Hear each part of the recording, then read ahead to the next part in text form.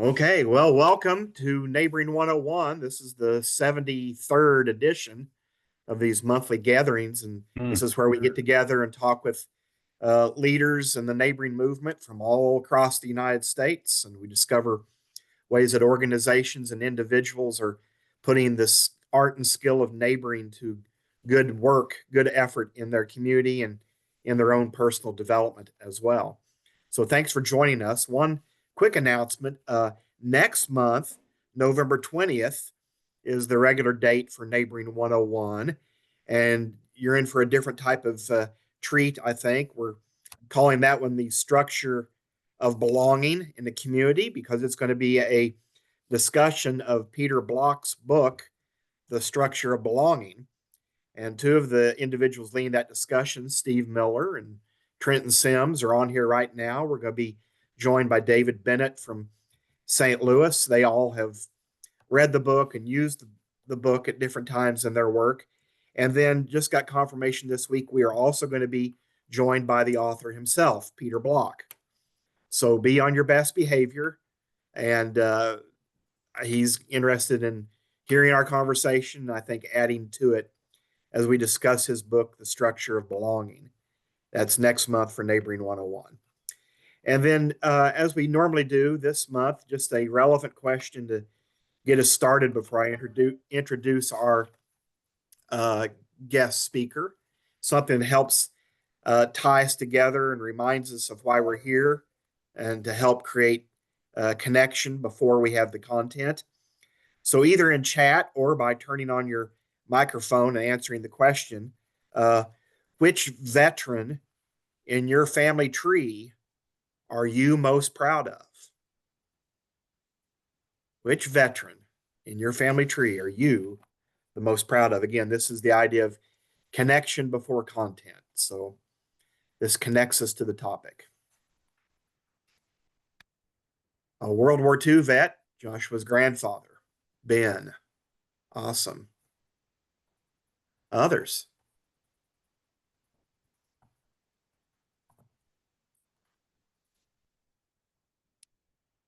Grandfather in the Marines and grandfather in the Navy from Amy, both World War II. That's a treasured bit of history there, right? With World War II vets, not many as many being around. Uncle Joe, an Army vet, just retired from Laura. Wow, okay, so he's been in for quite a while. It's great to have a recent retiree. Who else do we have here? I'm sorry, both parents, Korean War vets, a dentist and a nurse. Nancy, wow, I didn't realize that, Nancy. What a great story. And Bob Bell, who is here with us and serves the Manchester Veterans Commission. And don't forget the service of his longtime and lovely wife, Kay Bell. The entire family serves. What a great tribute. Well, I think we probably all have a connection to veterans in some way. I know I've got several in my family tree and thankful for my mom's genealogy work over the years to know about them and their stories. And we probably know other veterans in the community, but we may not have them as neighbors, or maybe some of us do. Um, that's the topic of today's live session and recorded video is um, this idea of welcoming veterans home, sort of tools for neighborhood leaders. And our guest with us today is Joshua Shinn. Joshua is a former instructor with the U.S. Navy, uh, and he's an educator and leader with University of Missouri Extension, and specifically with the Veteran R.E.A.D.S program. So he has a wealth of knowledge, personal experience, and really tools that he's put into play with this Veterans R.E.A.D program in the Kansas City area. Every year, thousands of veterans return to civilian life and to neighborhoods, but many of them face challenges reconnecting with their communities or finding purpose and accessing support. Today, Joshua is going to guide us in understanding the transition experience and learning practical ways to support veterans locally.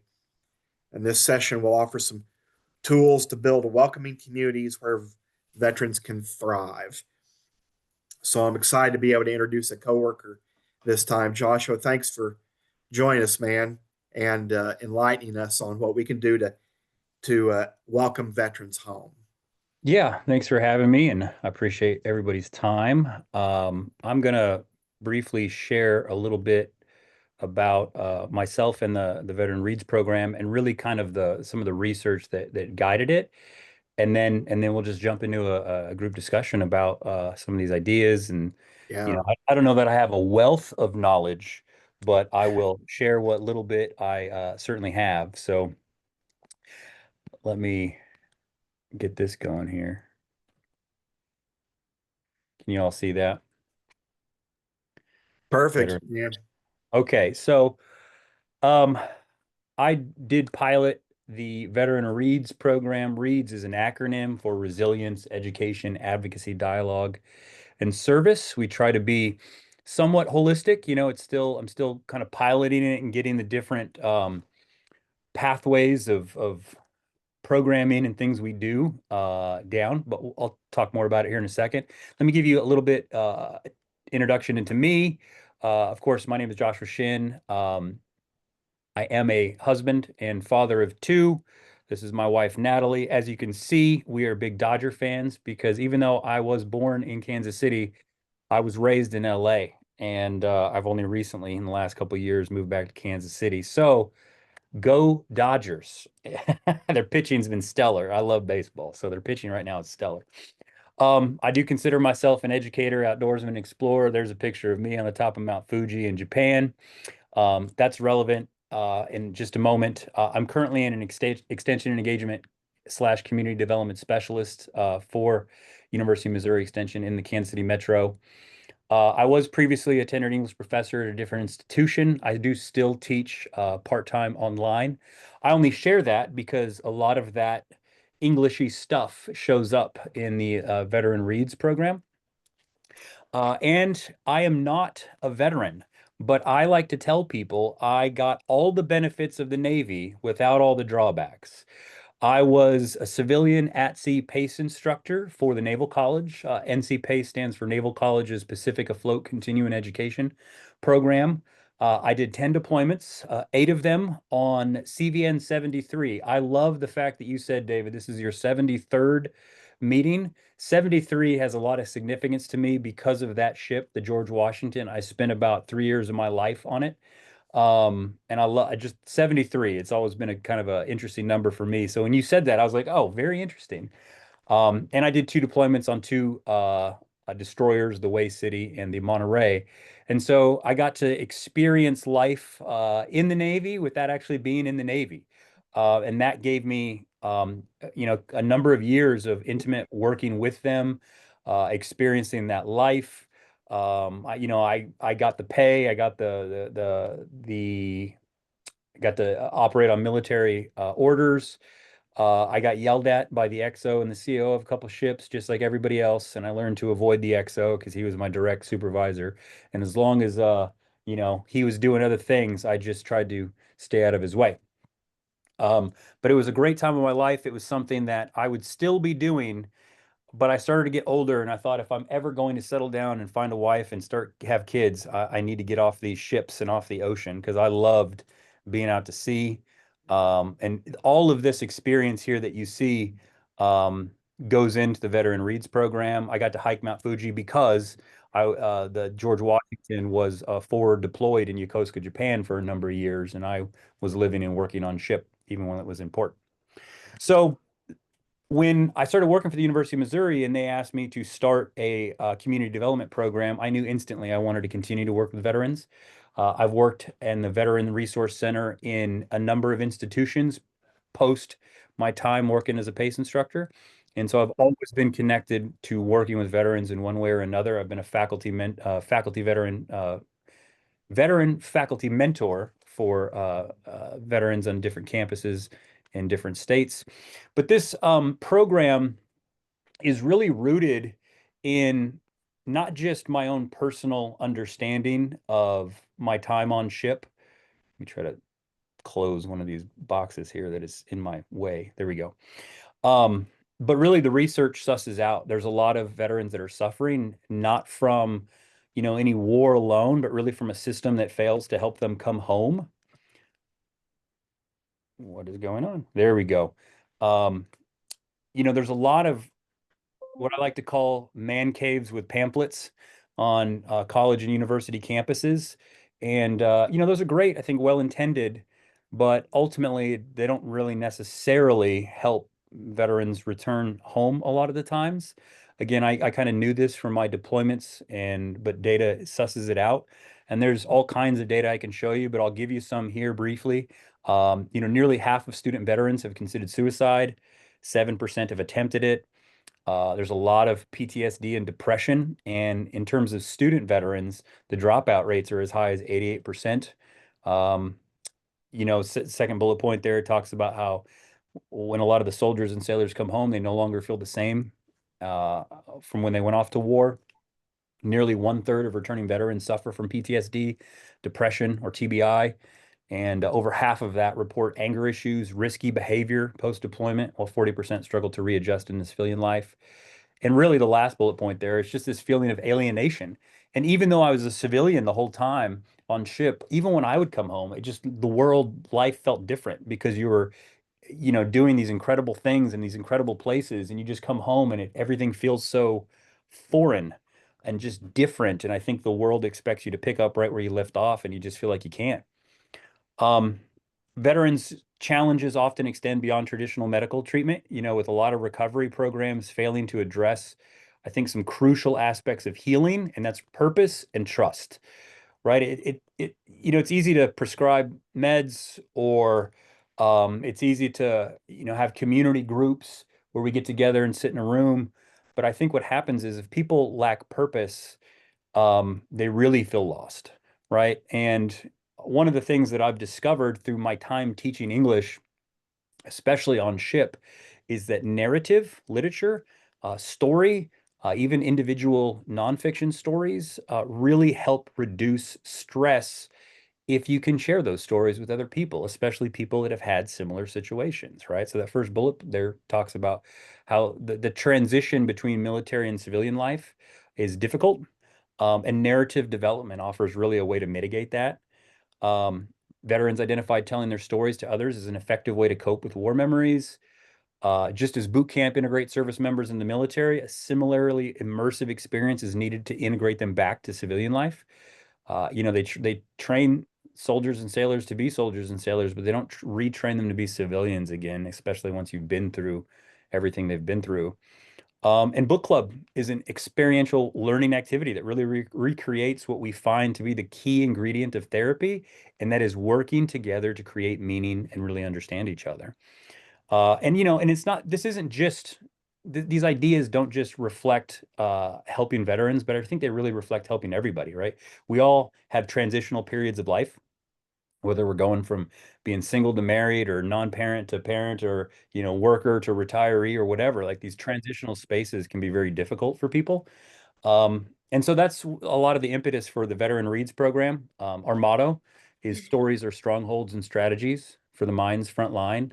And that's something I fully believe, that story provides a place where you can find refuge and also find a way forward. So it's a program that it's free for veterans, active duty service members, and first responders and their families. I started this really with the idea that a lot of young student veterans were going to possibly take part because they have lived their world growing up, in a digital space, and they really need that physical connection. Um, and not surprisingly, most of the veterans that come are actually Vietnam era vets. They grew up with understanding analog connection, and they still desire it. And so, but we do have a pretty diverse mix. Our mission really is to help equip veterans for the mind's front lines. And I try to help individuals recognize that the tales we tell and the ones we don't, again, are really these strongholds of safety, strategies for progress, and survival tactics shaped by experience, both for ourselves and for others. And that's really the beauty of narrative. It brings order to chaos, coherence to confusion, and meaning to memory. And we're able to really share story. I'm not trying to cure anybody of their PTSD. I'm not qualified to do that. People don't even have to talk if they come to the group, right? They don't have to speak. They can just listen to others speak. And I've found that can be incredibly cathartic. We read all kinds of stories. We swap stories. I'm sure many of you have probably heard of Jason Kander. He's actually a Kansas City native, lives here in Kansas City. Well, he wrote a great book called Invisible Storm, a soldier's memoir of politics and PTSD. We bought a bunch of copies of his book. We read it, we studied it together, we talked about it together, and then we had Kander come and speak and sign copies of the book. And it was a really great experience. And so, really, I just try to engage in the stories that are already out there, that are usually by veterans, for veterans, or by folks like me that spent a lot of time embedded with the military. And those stories become, really a springboard for discussion. I do have a web page. You can see there's a QR code, and I've published the research for this program there in case you're interested. But that's as far as I'll go in terms of the introduction to the Veteran Reads program and myself. I do have some contact information, and we're certainly not done here. I just wanted to throw that on the screen. I had created a little resource guide to kind of help people, especially civilians who have never spent time with the military. They've only looked at it from the outside or from hearing their family stories, to try to just provide a little context, some do's, some don'ts. Um, because even I've taken questions about my experiences on ship, and I'm just like, that's a weird question. So, let me stop sharing here. And kind of change the direction of what we're doing and just open it up for discussion. So that's who I am. That's what I do. I do have this resource guide that I created, and I'm willing to definitely talk through some of it. Maybe I should put it up on the screen. The resource guide we linked to in all the emails that went out promoting today's speaker, and it'll be included in the more information when the YouTube video is posted as well. Yeah, and I can See even, it that way. I think I can even pop it Is in the chat right now. I don't know if I can. No, cannot. Okay. and that everybody has the ability to, you can come off mute and ask your questions. You can type your question out in chat. I'm glad to read those if you prefer to do it that way, or come off mute. I might I might start with one question to prime the pump, and the rest of you be thinking about your questions for discussion and things. Um, so Joshua, we had a gentleman move into our neighborhood, uh, a veteran, and I'm always intrigued by the stories, especially when they're older.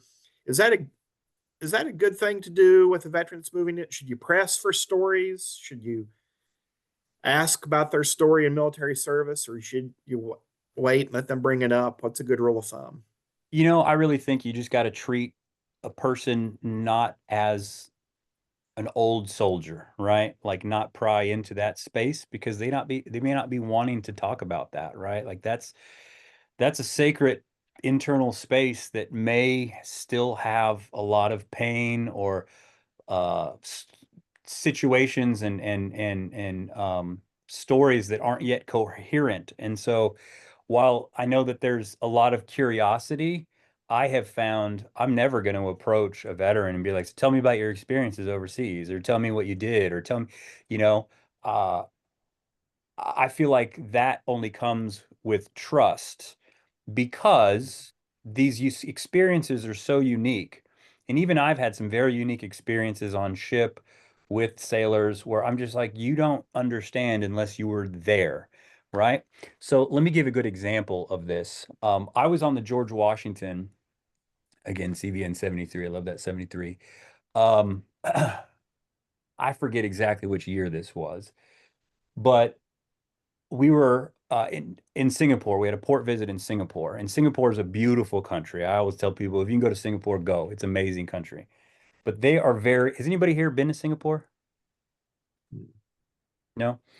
Well, beautiful, very clean. There are certain things though that they will do if you chewing gum is illegal in Singapore. Uh, and because of that, you can't have gum in the country, right? You can get in trouble for having gum. They tell you when you show up, on the ship, a little port brief. These are the things you don't do. You don't take gum into the country. You don't commit petty theft, right? Now, you think that that is no brainer. You don't be stealing people's things. But one of the reasons they specifically state that is, in Singapore, they will still take you to the city square and cane you as punishment for something that you might do, right? And so there was a sailor, a young sailor, who did just that. We were in Singapore and he stole a woman's purse, and the Singaporean government caught him and proceeded to cane him. A lot of countries have what's called a SOFA, Status Forces Agreement, with the United States. And if you commit a crime in that state and there's a SOFA that exists, they will, arrest you, but then hand you back over to the Navy, right? And I can't remember if Singapore had a SOFA or not, but they caned that kid for stealing something. And we were on ship, and everybody on ship was like, yep, deserved it. Shouldn't have done it, stupid. They even told us not to be stealing things. But as we were on in the wardroom, which is the room that everybody eats, they usually have TVs on, and they would always have both Fox News and both CNN. And they were talking about of course, all these political pundits, how terrible it is that a foreign government took a US citizen and corporally punished them, right? And it was all this pundits and politicians and people talking about what we should and shouldn't do. And everybody on the ship was like, this is ridiculous, right? Because you weren't there. You didn't understand that this kid, he deserved it, right? And he got caned, and he got sent back to the ship, and he got put on Class Charlie, which means you can't leave the ship. And he got in trouble, right? And he got his punishment, and justifiably so. And what happens is a lot of the things that happen overseas get brought back home, and we politicize them. And we talk about should or should that have not have happened? Should or should we not be there? Should what should we have done? And those discussions have no bearing for a lot of sailors and soldiers here. That's what we Mm, like to do. We like to take their stories, politicize them, and then suddenly make moral judgments on should or should we not. And that is never the discussion over there. All right. I've seen it mm, firsthand. Nobody on the ship was talking about should we have done that. Everybody was just like, dummy, don't do that Yeah, again. exactly. So it's not prying into the stories to quell our curiosity about, political arguments and this sort of thing. It's just you have to gain trust, especially as civilians, that you want to approach them holistically as an individual who at one time was in the service and one time did some, fantastical things, but now there's a whole person there that you have to approach and gain their trust just like anybody else. They can't be a an object for just curiosity's sake. yeah, that's a good one. What was the ideal sailor? So David, we unmuted. So hello, Megan Heather here in the city of Manchester, here with our Manchester Veterans Commission. And a lot of those, Joshua, those thoughts you just shared got several amens over here. So that resonated with our veteran who's here with us today. I'd like to introduce Bonnie Kruger, who is a member of our Veterans Commission, and she has some questions. Sure. So I'm coming into this blindly. I know very little about your program. So when you talk about the veterans sharing their stories, are you talking about them writing them down? Yep. Or are you talking about them more? And if so, are there people walking alongside of them to help that writing process? Yeah, so great question. So we typically start with stories that have already been published by other authors or writers, right? And so I've got this, I showed it on screen, but I have an anthology that a bunch of them were given to me by the Great Books Foundation in Chicago, and it's called Standing Down. And that anthology was put together by veterans, specifically for veterans, and all those stories in there are by veterans. Like one of the most well known is Tim O'Brien. He's a Vietnam veteran. He wrote The Things They Carried. We've got some of his novel in there, but it's got stories from all the way from the Peloponnesian War to the Iraq and Afghanistan War. And I usually start there. I start with somebody else's story and we just dive into it like it was an English class, right? And I use some of my English skills to give them the skills to like analyze this story more than just what happened, but like why did it happen and what were the consequences of it happening. And we're focused exclusively what's on the page, right?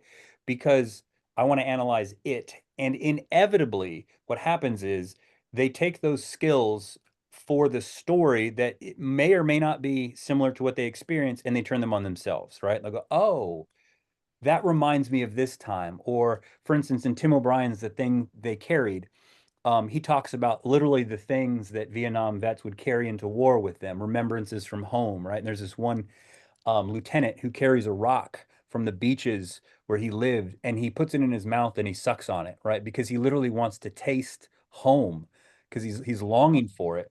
And so we analyze the significance of like the flavor of home through the story. And then inevitably people remind, they go, oh, yeah, I used to carry this thing when I was over there, and that was my flavor of home, right? And so I'm never asking a human being in the room to share things that they're not willing to share. I'm really just, let's all look at this story. And if inevitably people turn to themselves and go, yeah, I want to share this too, then we'll explore that. And then usually, to finally get to your question, if we've had a rich discussion about maybe the things they carried and some of the things that we've all been discussing in the room, I'll go, all right, let's take some of that and let's write about it, right? Like let's coalesce some of these thoughts on paper, and we'll share that out. And so, yeah, since I was previously an English instructor, I will guide that, right? I'll prompt them with questions. And then we'll try to do other things too. We actually, we do a thing called the things. I said, bring your things. It's essentially show and tell, right? But hey, bring your things, right? What are the things that you still carry? And then they'll bring them in and we'll talk about them. And really what I do is I try to approach just the discussion about a particular story or thematic elements in story.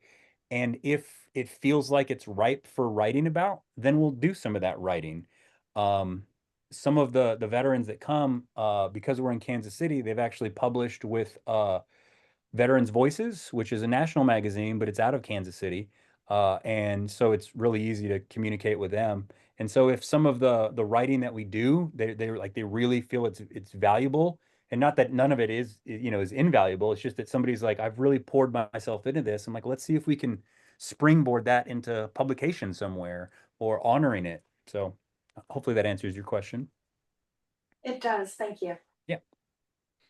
May I ask a follow-up to that question? Please. Which is, as you know, community partners, so we're the city of Manchester and have a Manchester Veterans Commission, and we have a very active veterans community in Manchester with one of the biggest legions and auxiliaries in the state. Do you ever work with community partners to profile some of your authors as a means of providing further outreach to veterans in the community? That's something I want to start doing. I'm actually speaking with the Missouri Arts Council right now. Pending kind of final approval, they have given me a grant to do some of the veteran reads with some public art displays, right? And we're still trying to decide what that public art would be it written essays, be it poetry, be it performance. We're still working through the details, but that's the hope, is that we can actually take some of what we're doing together and turn it publicly. So, again, it provides a place for people to feel like my story matters, because it does, right? It absolutely does. And I think that people want to hear these stories, as small or as big as they are. And I absolutely am trying to partner. I was fortunate to get a grant earlier in the year from Mo Humanities to start a podcast. I've yet to initiate that, but my hope is to be able to make this a program, because I'm in Kansas City, and while I'm not entirely hindered by geography, it is difficult to get around the state sometimes. I want to make it so I can speak to veterans all around the state and possibly share their story out. Well, as those plans develop, please keep us in mind. We're essentially in greater St. Louis, and we're well positioned to partner on that kind of thing, because we also have an arts commission and some gallery space and arts center. So we're well positioned here if you're looking for partners. Good. Thank you. I appreciate that. Sounds like a tremendous opportunity right there. Indeed. Hey, here's another question in the chat from Heather Morrow. She says, when you say offer or encourage veterans to take on meaningful roles that reflect their strengths, i.e., mentors, speakers, or organizers. So they help actively shape those experiences, not just passively attend. Do you go to find a veteran, or do they come to you? How can we best meet uh, there where they are So to engage? Sorry, struggling with reading today, apparently. you should take a class. No, I'm just kidding. I should. I'm just kidding.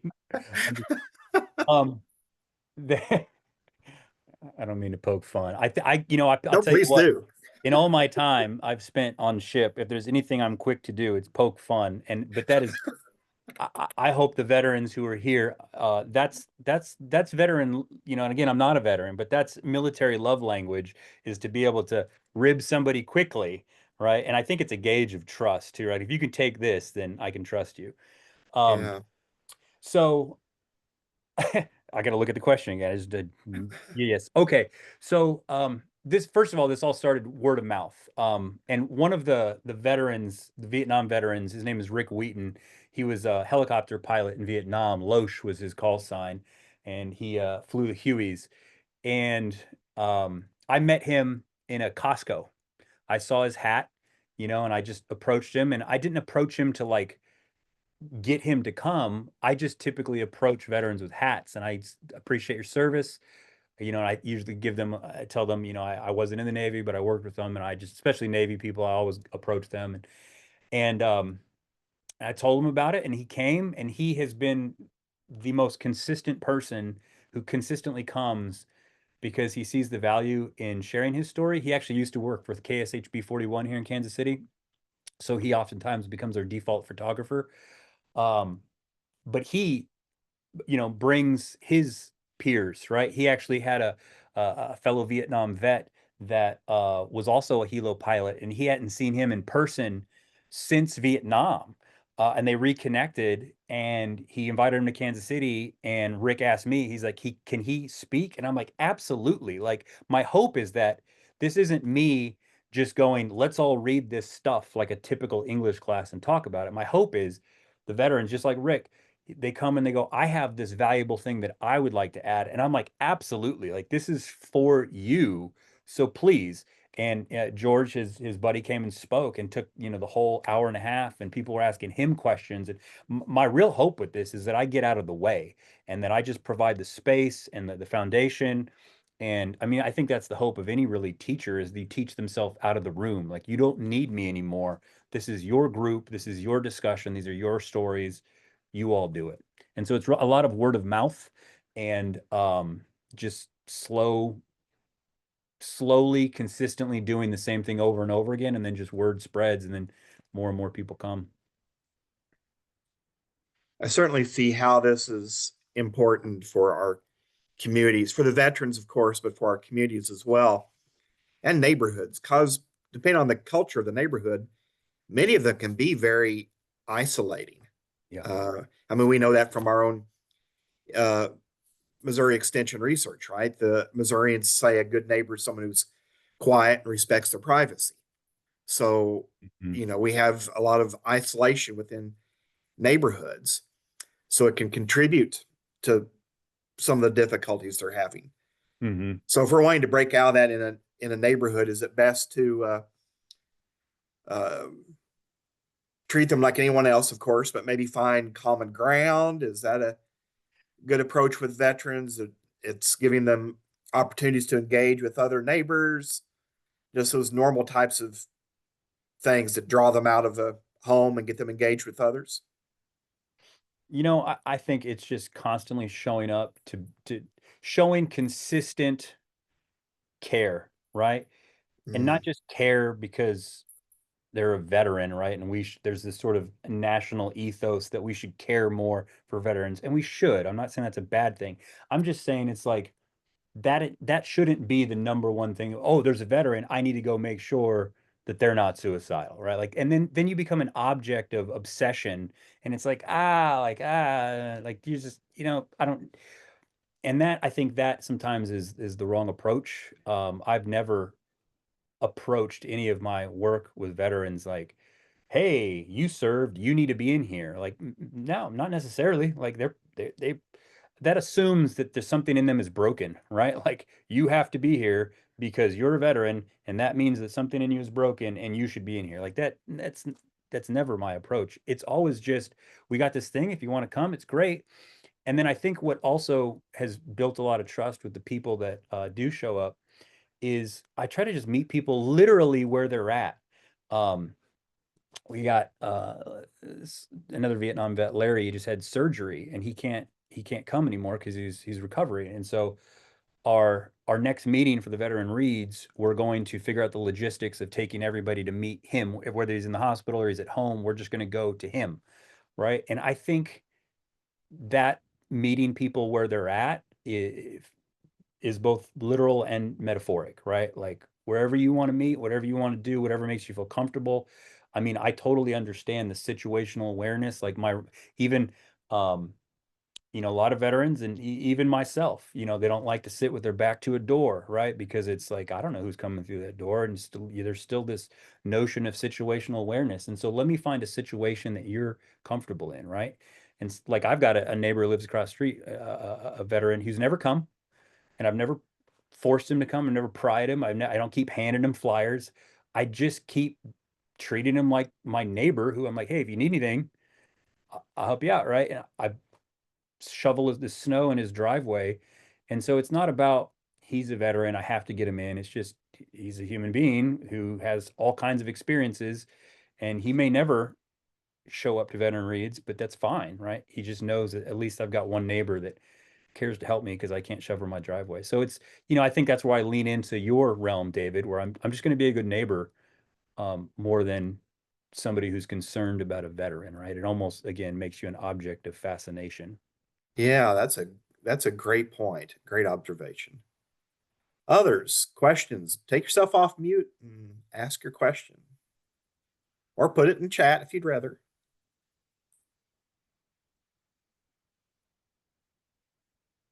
Does your neighborhood or community have many veterans? Do you recognize veterans?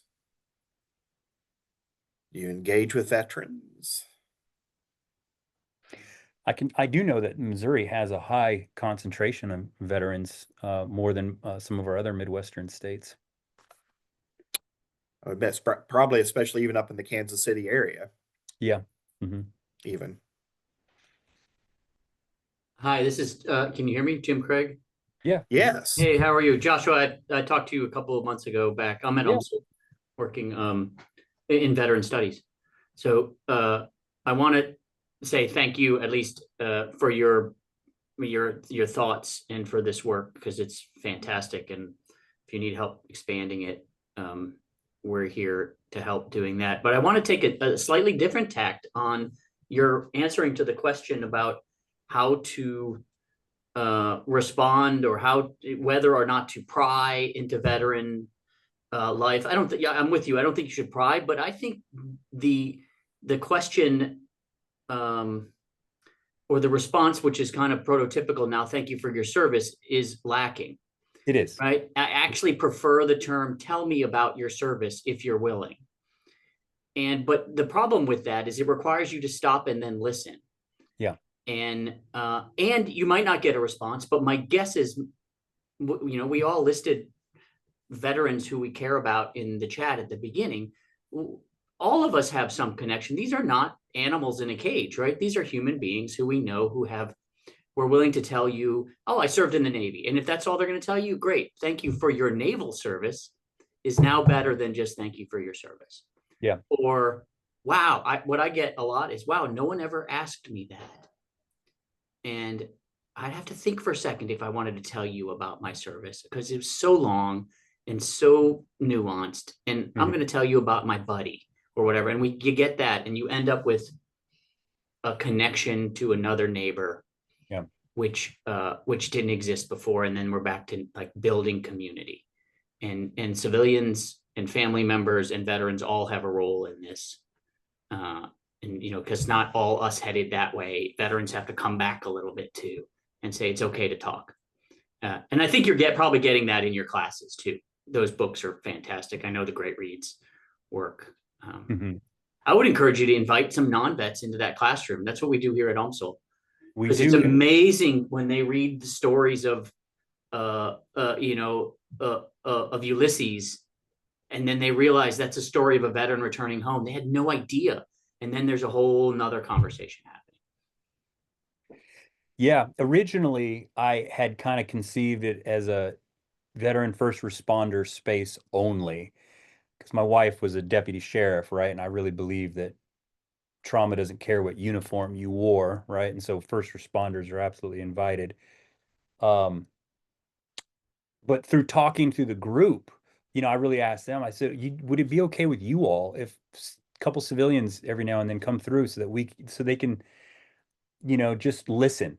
And that's mostly what they do. Thankfully, they just listen. And I think that through that listening, they understand a little bit more, right? And I would say it's not only the veterans who have the authority to tell stories about veteran life, family members, kids, Yes. parents, neighbors, all have a veteran life experience if they're connected to a veteran somewhere. Yeah. Yeah. And that's some of the most there's all kinds of things I've read when it came to research, but one of the things that stood out to me was whatever program a veteran goes through, if they somehow were able to go through that program with their spouse, there's more positive outcome because they did it together and they understand each other's stories better. Because you're Yeah. absolutely right. Like, veteran spouses had to endure their own deployment their own way. Yeah. And oftentimes even between spouses, there's a gap of understanding because it's so different, but it's still arduous. Yep. And they can go through a thing together, understanding those stories. There seems to be a connection between them that happens. Well, thank you for your work. Thank you for your comments. I appreciate that. And your work too. Yeah. So, oh, looks like Megan in Manchester has another question. I just would like to introduce Kay Bell. Kay and Bob Bell. Bob's a Navy veteran, and Kay both are active in our Legion, and Kay is the chairwoman of our Manchester Veterans Commission and also president of the auxiliary here, Post 208 in Manchester. And Kay has a question or a comment. Sure. Great. Hi. Hi. Thank you for coming and doing this. I think it's very important, and I'm learning some things that I didn't expect to learn from it. But one of the things that I wanted to ask you is, or to actually even say to you, is our community, Manchester, the city of Manchester, is a very thoughtful and concerned community for our veterans. That's one of the things that Bob and I liked when he retired from the Navy, coming into this community and finding that there's so much support from our city for our veterans.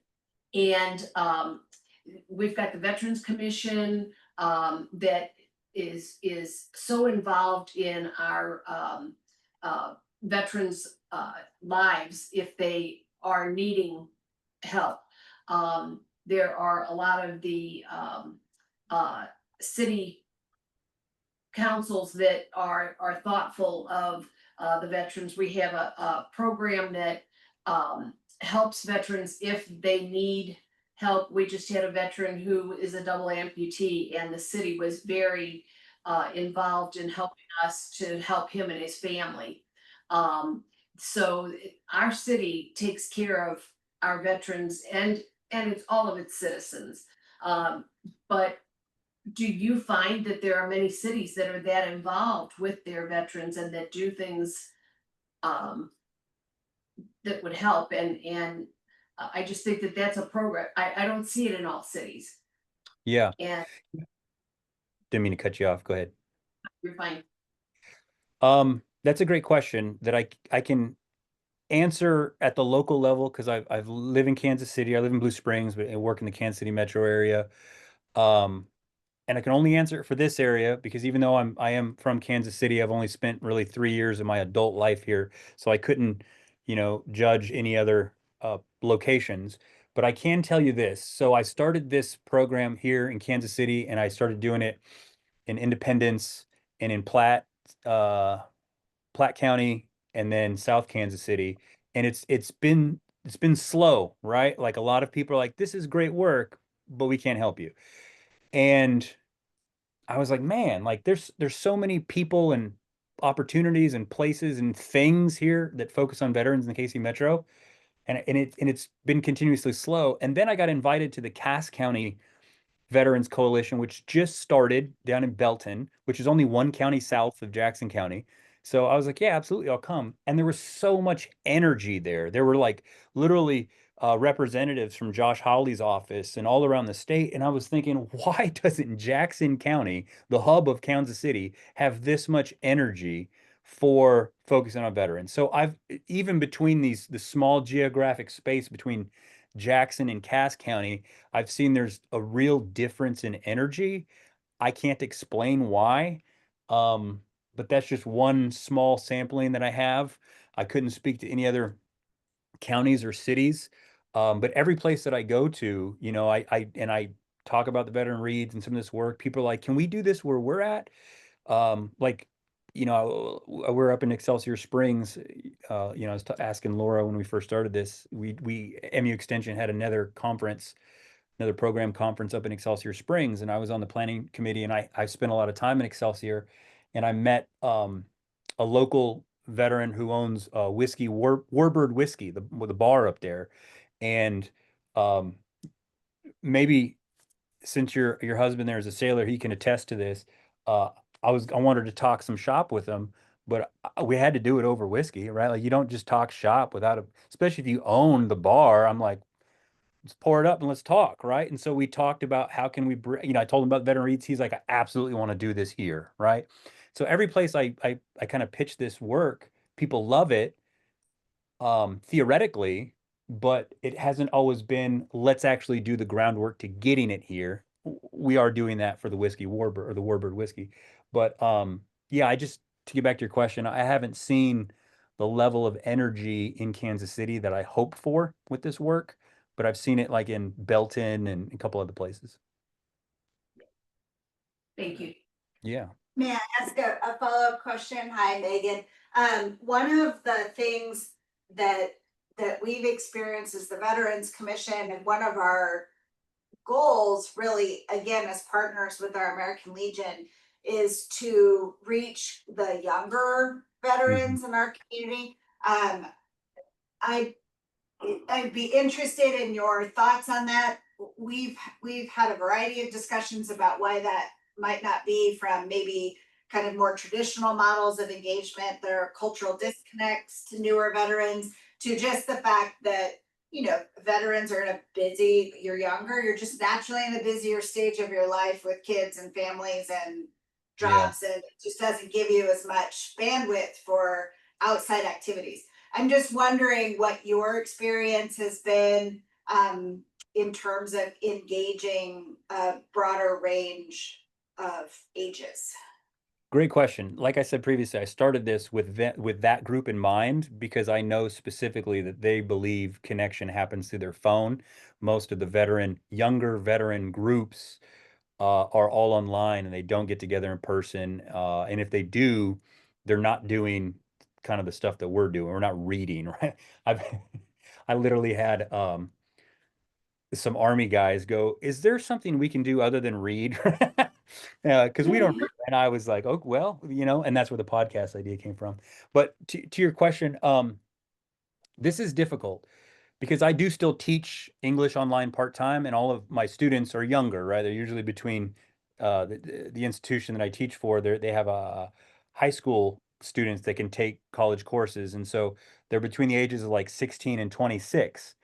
And the thing I have to combat there, and I think we all have to combat with younger audiences, is really the attention economy, right? Like if it's not quick, their attention, flitters away, right? And reading is one of those things that require some attention.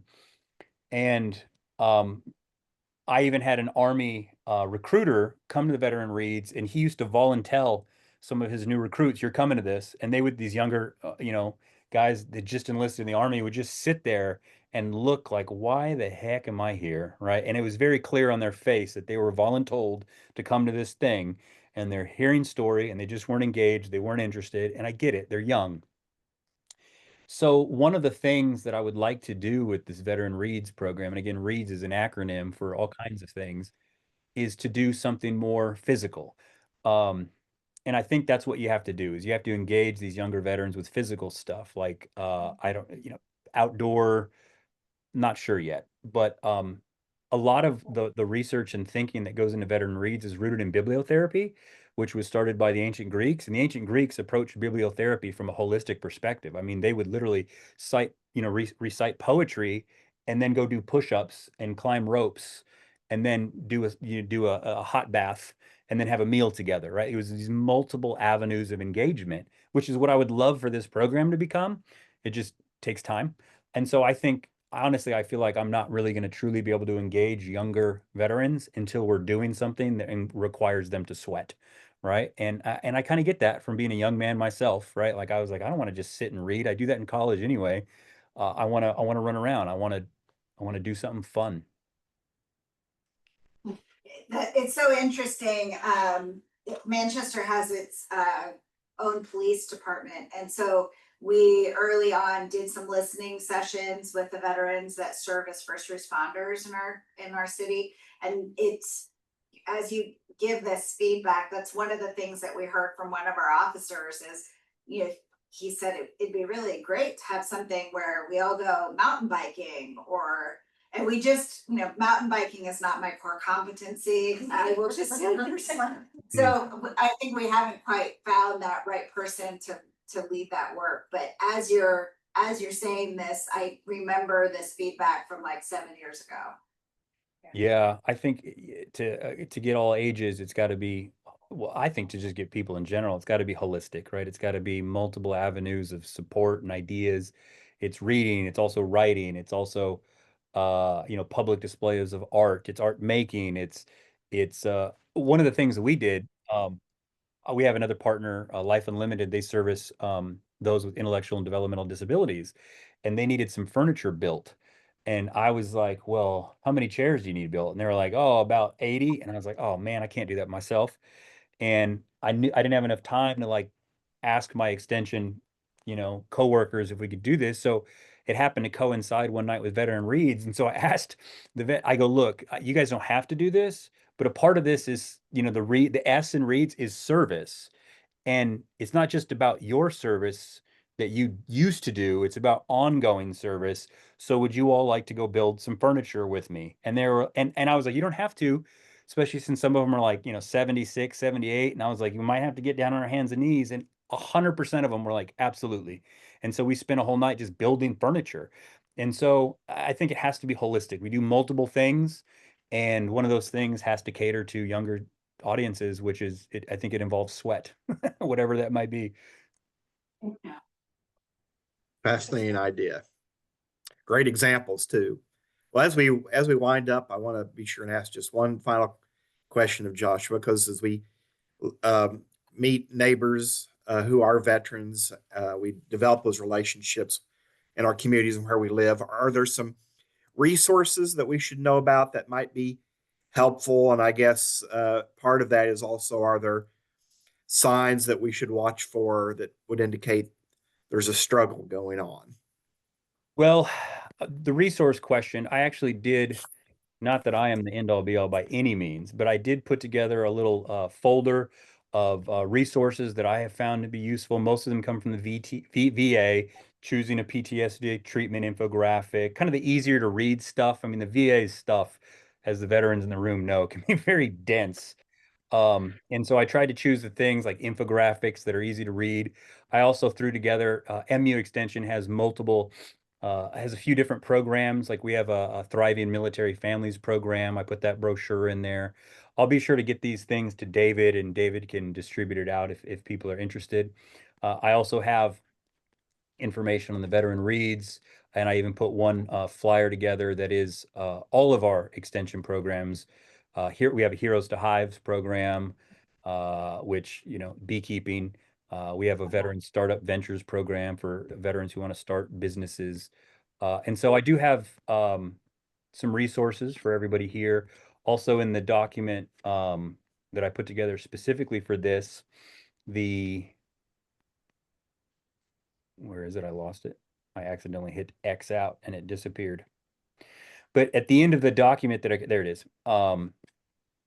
It has a further reading and research, and it's got essentially the citation with the link to this research. But what I did to make it easy is I just put a little 1 or 2 sentence what this really talks about, right?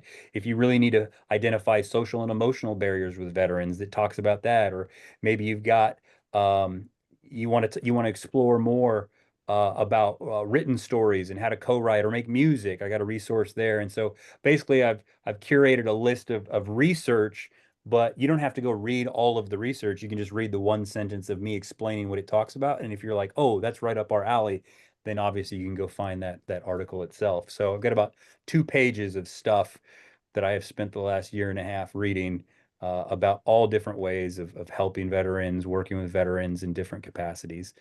That'd be very yeah. helpful.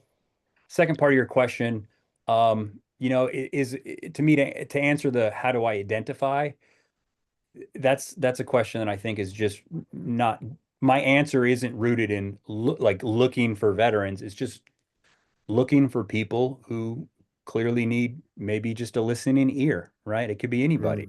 Yeah. And being a good neighbor, right? Like somebody who's down, or somebody, you know, just being a kind person in public, right? And recognizing the cues that somebody has a long face or somebody in the neighborhood is always by themselves. I think it's more about being a better neighbor than being about a